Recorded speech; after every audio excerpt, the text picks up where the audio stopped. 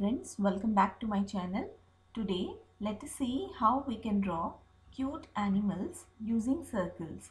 And if you like my video, please do like, share and subscribe to my channel, and let's get started.